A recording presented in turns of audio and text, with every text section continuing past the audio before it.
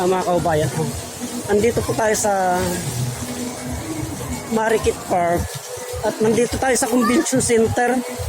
Tignan po natin to kung ano ito mga kaubayan. Medical mission yata mga kaubayan.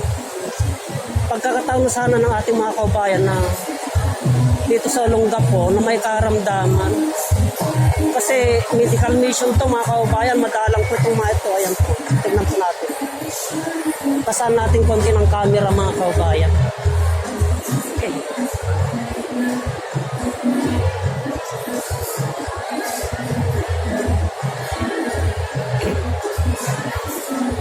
Ito po mga kaubayan ay medical mission ito. Pagkakataon na ng ating mga kaubayan na dito sa bayan ng Olongapo, yung mga may karamdaman, ito po. Kaya madalang to mga kaubayan. Kaya napakarami pong tao. Tignan po natin. Ayan mga kaubayan. Kaya yung ating mga kaubayan na may karamdaman ay pwede po silang magpunta dito sa Olongapo Convention Center. Dito lamang po sa tabi ng SM. Yan.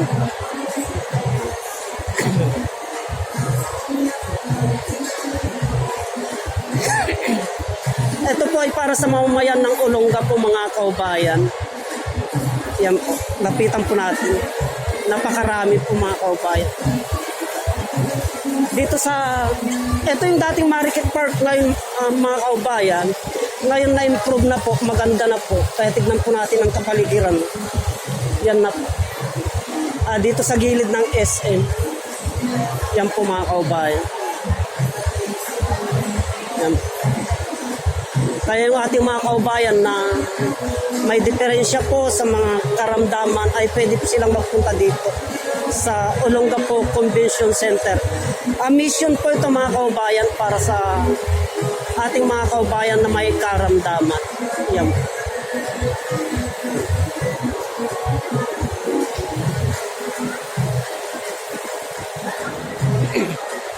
Kaya pagpatuloy po natin ang paglalakad mga kaubayan hanggang sa makapunta tayo doon sa palengke. Tignan po natin.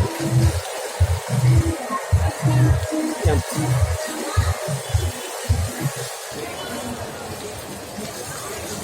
Yan po mga kaubayan. Ito yung angkor ng Olongapo dati mga kaubayan. Yan. Ito yung mga namumuno ng mga Olongapo para sa mga may karamdaman po.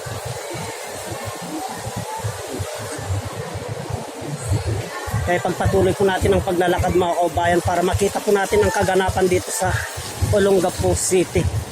Tara na po.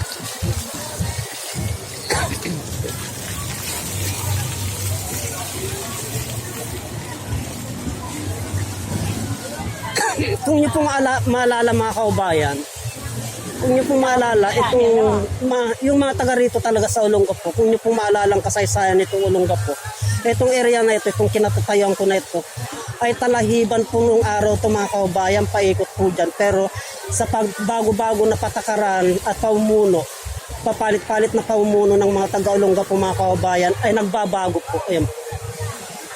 Kaya pagpatuloy po natin ang paglalakad mga kaubayan.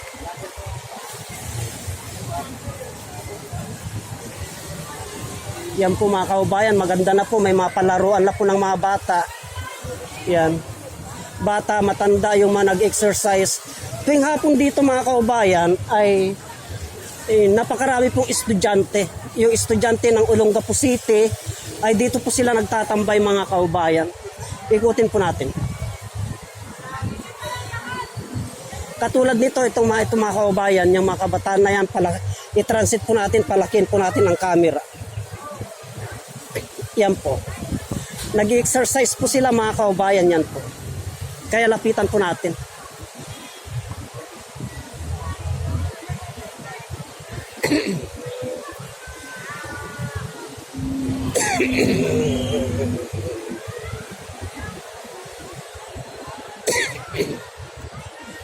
Ito, mga bikers naman to mga kaubayan. Dito ang parking area. Galing po kami Pundakit. Galing kayong Pundakit, sir? Taga San Antonio kayo.